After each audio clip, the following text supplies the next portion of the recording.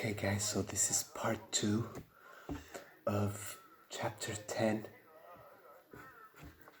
Sean Patrick Spatial Contact.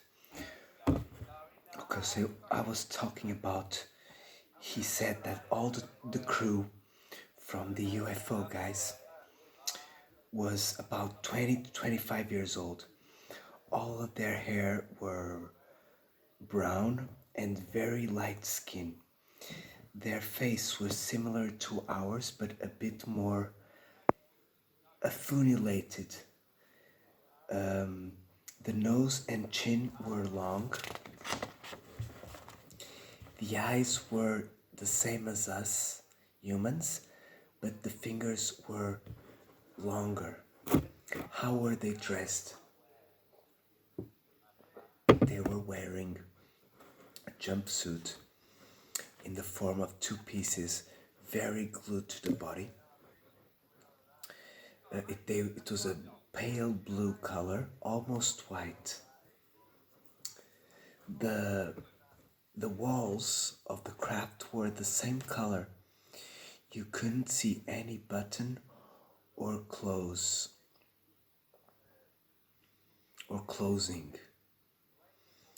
They were using some soles and some socks. Soles and like wood under their soles, like small shoes. They were walking like in felpy. How can I explain this, guys?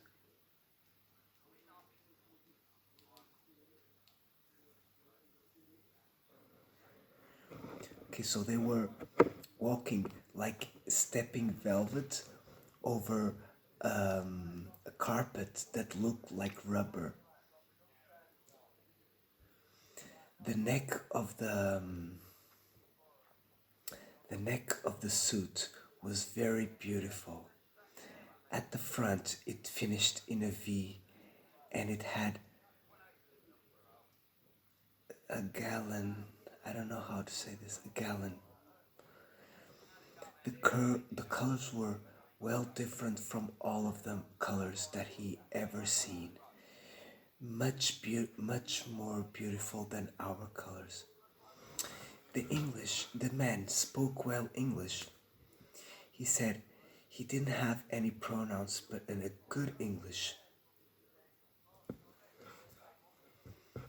I have the impression that they can adapt to any language. However, he trusted me that he was the only one of the 9 crewmen that spoke English. Was there any telepathy in the contacts on board?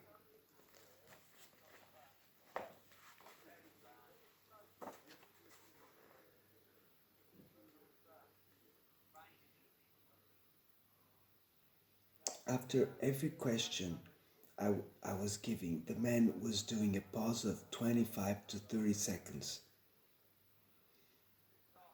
Certainly, he received instructions telepathic before he answered. I think that the elements of the crew communicated between each other by telepathy, because I never heard them talk. What was the reaction of the other occupiers? They looked at me when I would go in their compartments.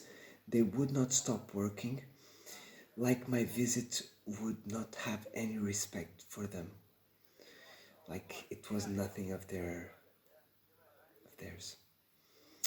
Any other details of inside the disc? The floor, the ceiling, and the wall were all the same color, blue, very light, almost white. The compartments had no angles. It was all round.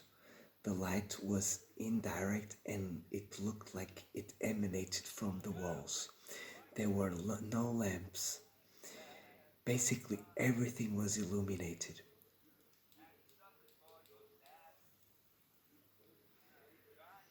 any instruments?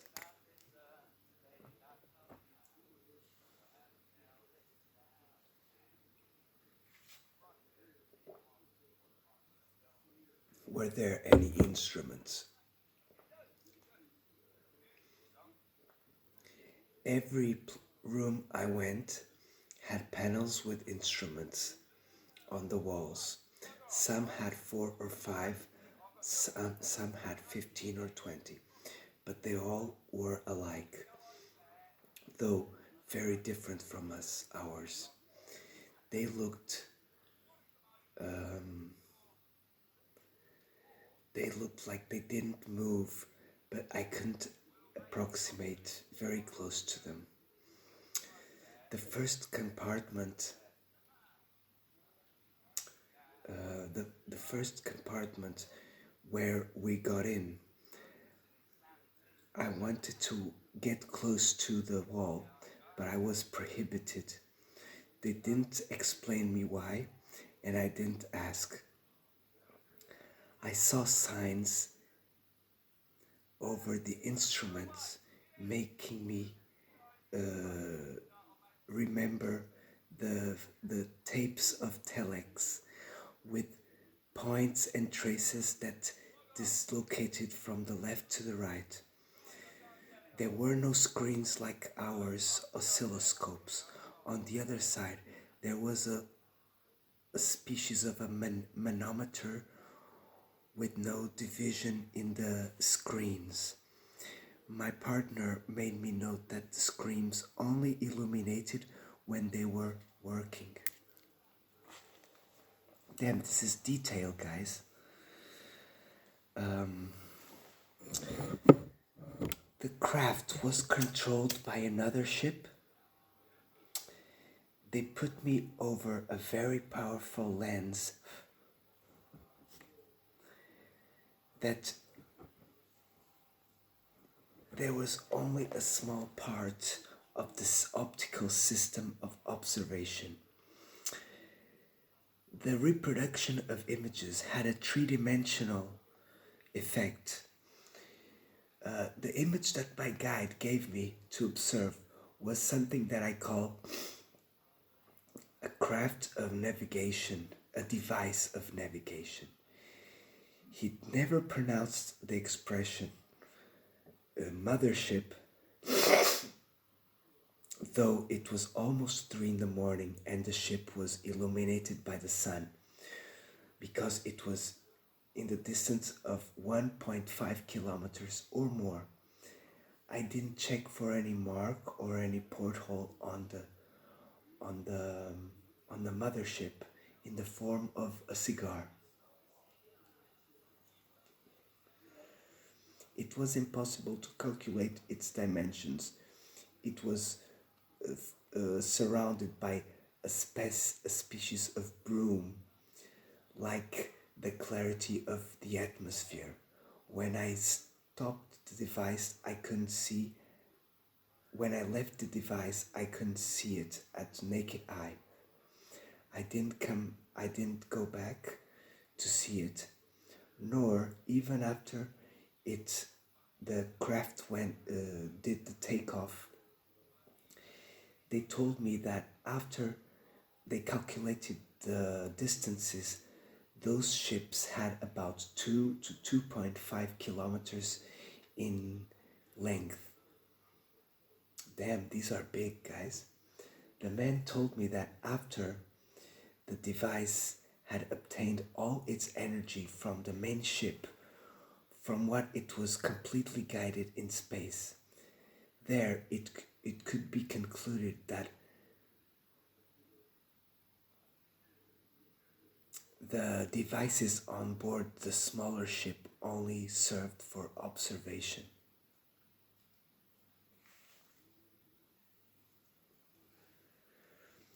What about the mountainous region? After a pause, the astronaut explained it that our device had dislocated and now it was stationary in a camping park near the roulottes. Now it was empty because it was winter. We cannot be seen here, he said. I do not have the least idea of the place where we were.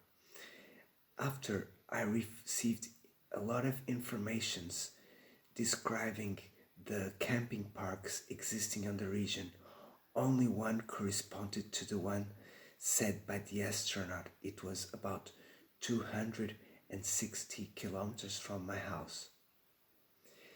Did you touch the surface of the UFO? After I landed on the mountains, the man told me to leave and that I took conscious that I wasn't dreaming. Afterwards, then the device alone.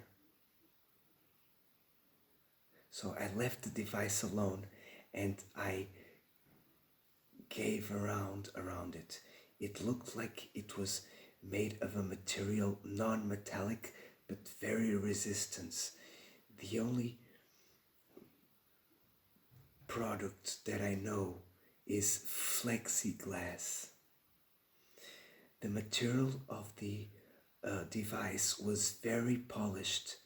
The astronaut allowed me to touch it, and I didn't feel anything special at the time nor later.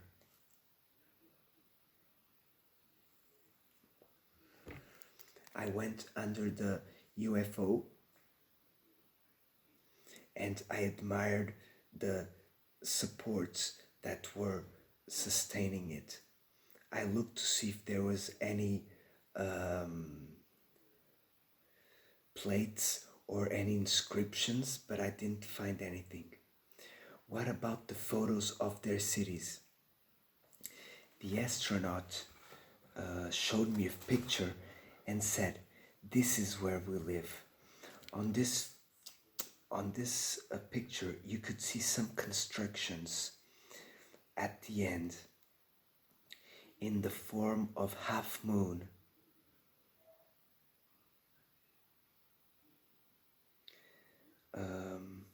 You could see windows, but I can say that I never saw a weirder photo. The disposition of the buildings was completely different to ours. They were all distanced from each other, being the distance between the fronts much bigger from the ones from the back. You could see some streets at the end. You could see trees and bushes on first plane. The photo was so knitted that you could see the smaller details. How is their life? The astronaut responded to me. How do you know? We don't have diseases. The astronaut told him, like you know, we don't have diseases, there's no criminality, there's no addictions, nor police. We don't have schools. The children learn a profession since young. Like we believe on a long life, we do a rigorous control of our birth. We don't have money, we live in perfect union. Did your encounter make part of any premeditated plan? Absolutely. That plan has a religious aspect or spiritual. The astronaut took me to the consultation room that was like a species of a little chapel where the harmony of the colors were so beautiful where I almost passed out. It was impossible to describe them.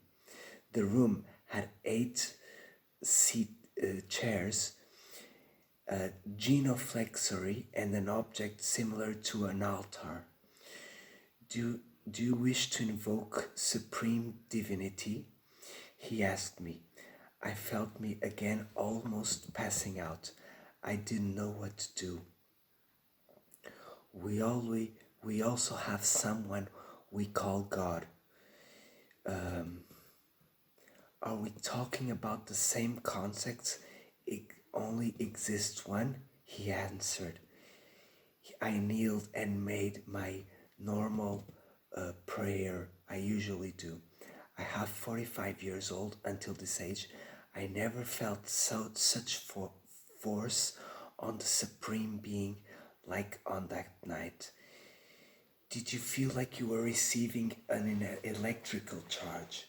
No, it was a beautiful feeling, something that in reality it's stronger than us. Is the astronaut a spiritual orientator and not a scientist? I don't think I can consider him a man of science, though his scientific level was of these beings was very evident, but their relations with divinity, their relations with divinity have a meaning much more profound than their technical knowledge. Almost we can say that in them, religion and science constitute one. Amazing, guys, this is amazing. Is their notion of time and distance?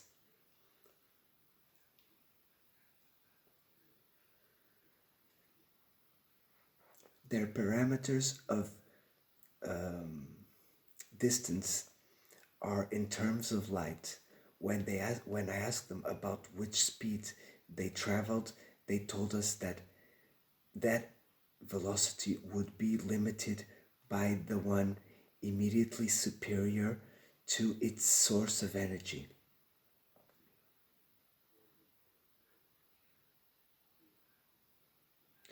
He added that the device inside the one I was in was not impulsed by its own energy, but yes, by the energy that it was transmitted by the streak of light or any source of light, only by them known.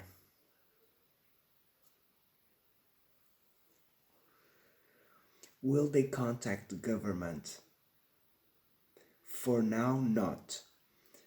From what I was told from the astronaut, they don't want any contact official for now. But I think that the military authorities and the government, I asked them if they tried to contact the government or the military. He answered no. I asked him if I could be useful on the establishment of that contact. The answer was no, and he added, his nation and all the others want to attack an objective unknown for it, for destroying it.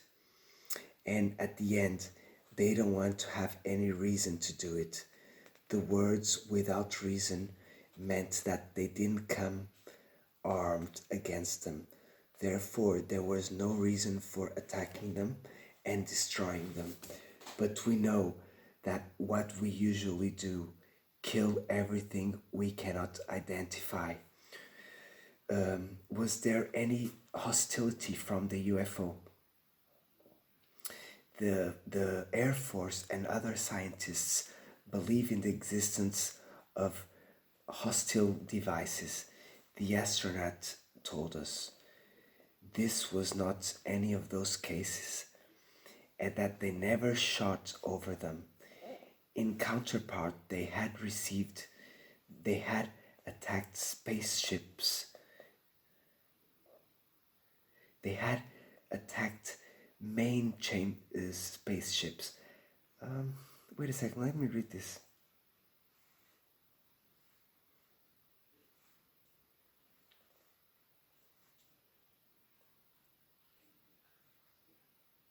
Okay, so the astronaut says that the big spaceships, the motherships, had been attacked previously by the humans.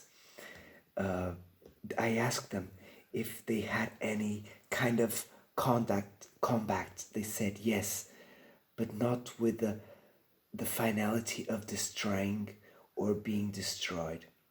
After that illusion, I think we are more vulnerable than them. I think that they do not worry about the fact that we try to shoot them down. How would it be possible to establish a meeting with them? We cannot try to control them. Therefore, we cannot create any bonding. So they can do it. Like I'm a radio amateur, I asked if I could enter in contact with them, and the answer was negative. We do not know their systems of communication, therefore, they can hear us. Do you think that they communicate through luminous lights or magnetics? Yep, I think so. I think they communicate. They communicate.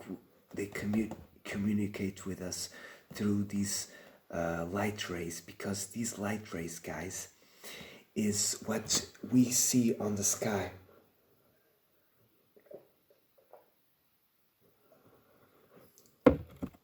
Those stars that you see appearing and then they disappear, they beam up the light and then they stop and then they disappear. I think this is them sending us maybe a way to probe us, and for us to see them but not to send them messages back.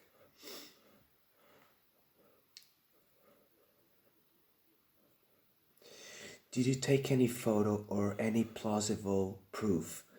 I didn't take a machine, photographic machine, so I didn't remember to bring anything back. It was a surprise and such a shock that I didn't think about anything else. Were you interrogated 3 hours by the Air Force? They asked me for a detailed report. I told them exactly what happened. They were the first to hear me. They asked me not to become public any of the details.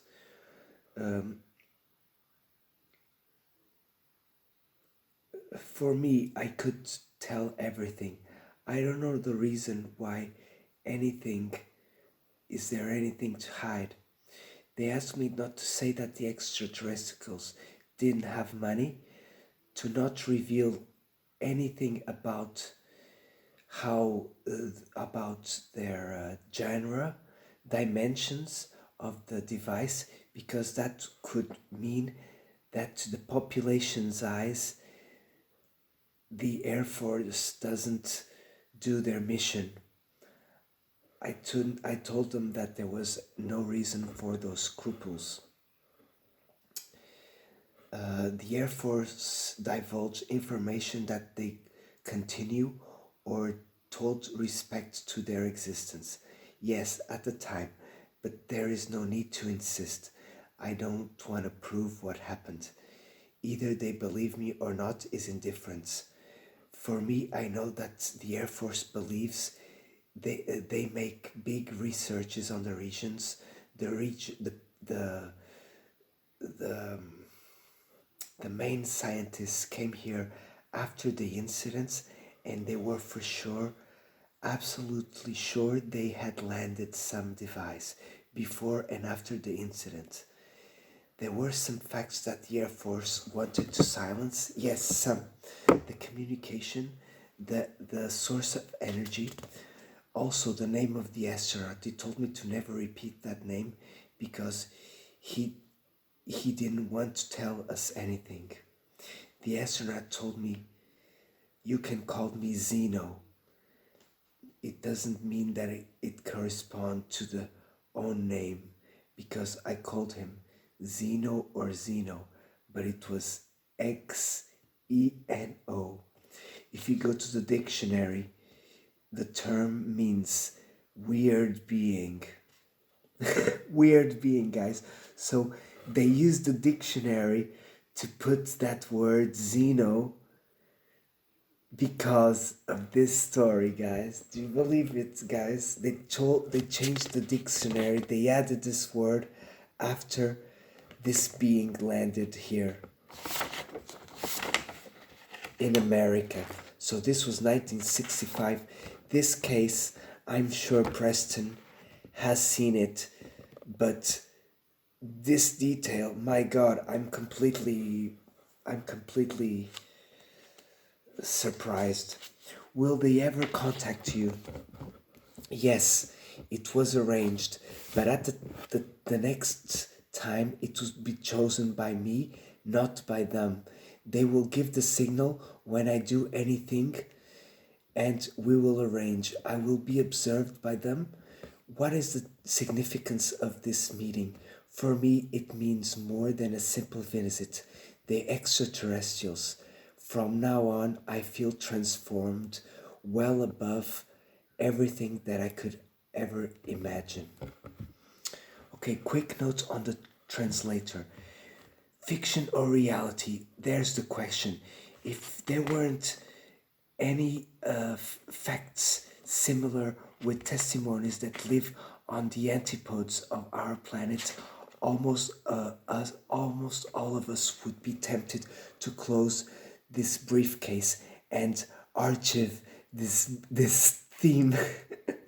All of those that had such adventures are almost always contrary to their divulgation.